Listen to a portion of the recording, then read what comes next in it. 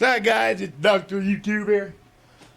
I wanted to show you something real quick about how the government will this will show how they hide stuff right under your nose.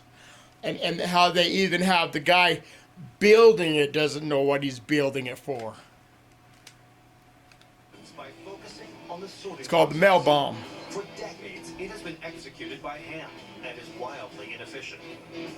So he introduces a mechanized system that is exceptionally fast and would sort 15,000 letters per hour. Then Summerfield turns his attention to mail transport. Increased demand across longer distances has put a strain on the aging door-to-door delivery system. Once it leaves the post office, how does it get to the houses faster? Nothing really changed for decades. Then Summerfield is struck with inspiration from the strangest of sources: America's Cold War defense technology. So he starts thinking, how can I take what's being done and use that to deliver mail better? And he starts to think, maybe we can deliver mail through missiles. With a guided missile, he could send a lot of mail really, really fast. Summerfield knows it's a long shot, but nonetheless, he pitches missile mail to the Defense Department. And to his surprise, they actually agree. Top Menu Brass says, yeah, let's send mail by missiles. Over the next few weeks, Summerfield eagerly works with the Navy to flesh out the idea. The plan is to use a specialized version of a Regulus-1 nuclear missile. Instead of equipping it with a warhead, the projectile will be packed with mail and guided by remote control. It had a parachute, it had wheels, so when there was impact, it would actually land. It wouldn't just hit the ground and explode. But if they simply place mail directly in the missile's empty chamber, it would incinerate during takeoff. So Summerfield and Navy technicians create a container to house the letters and position it where the nuclear warhead would typically lie. On June 8, 1959, this metal box, today on display at the National Postal Museum, is filled with mail. It's then loaded into the Regulus-1 on a submarine that ventures dozens of miles off the Florida coast. The missile is carefully aimed at Naval Auxiliary Air Station about 100 miles out in Mayport, Florida. Waiting at the landing strip, the anxious Summerfield holds his breath.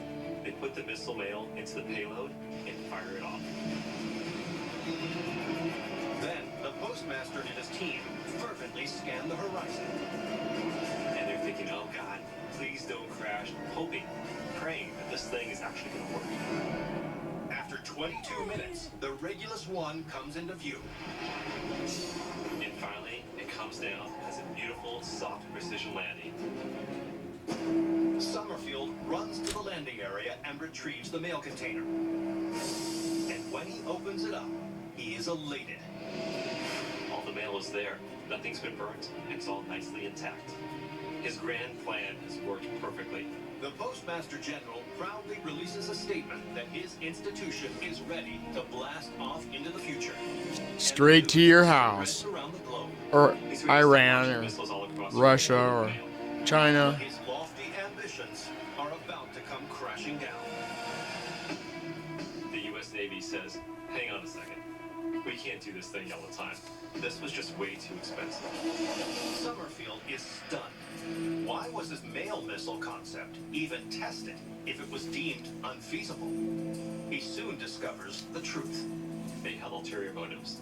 The Navy was just using this as a stunt to show the world, its enemies, Russia in the Cold War, that they could send a missile anywhere it wanted with perfect precision.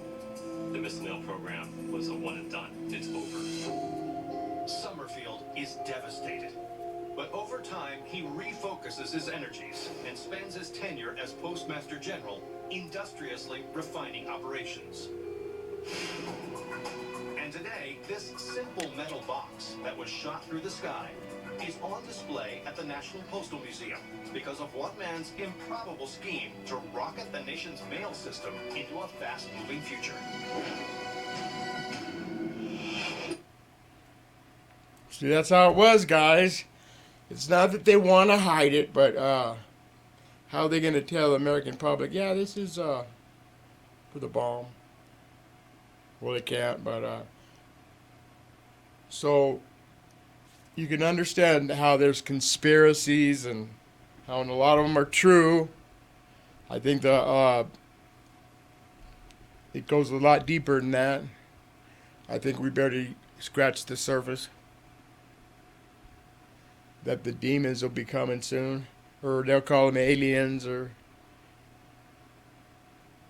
But yeah, that's how the government hides stuff, guys. Subscribe and like, man. I'll talk to you later.